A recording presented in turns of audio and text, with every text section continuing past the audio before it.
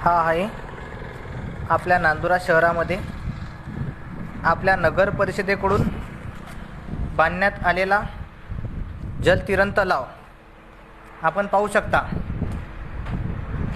हा मागील 5 वर्षापूर्वी बांधण्यात आला होता। तुमच्या आमच्या टॅक्सच्या पैशाचे करोडो रुपये खर्च करून हा स्विमिंग पूल आपल्या पुढाऱ्यांनी आणि आपल्या बुद्धिजीवी अधिकाऱ्यांनी बांधला।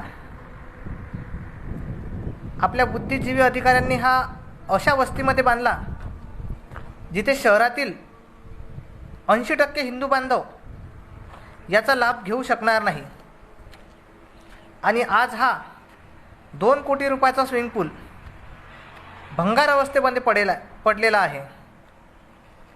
पाहू शकता आपण, खिडक्यांचे काचसुद्धा फुटलेले आहे आणि काही टवाळखोर तरुण इथं मद्यप्राशन, सिगरेट असे धंदे इथं आता चालतात।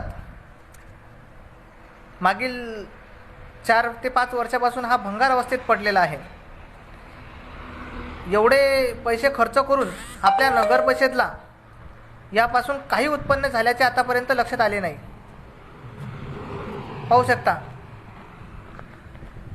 भुईशेंगा रस्त्यावर हा बांधलेला आहे। आपले पुढारी आपल्या टॅक्सच्या पैशाचा आतापर्यंत किती दुरुपयोग करत आले आहे।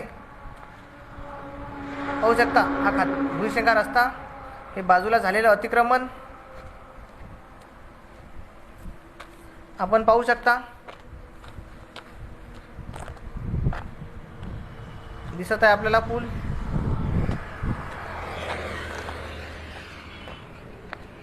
आणि बांधकाम सुद्धा याचे दर्जेदार नाही आहे। पाहू शकता, 2 कोटी रुपयाचा भव्य पूल बांधण्यात आला आहे।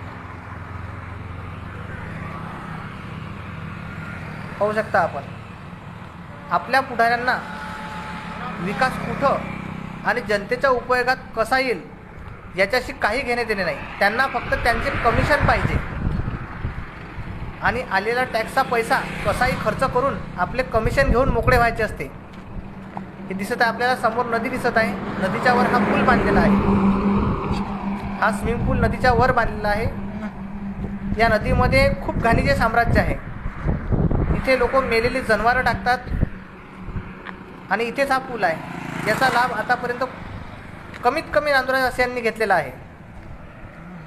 याकडे कोणाचेही लक्ष नाही। पाहू शकता आपण,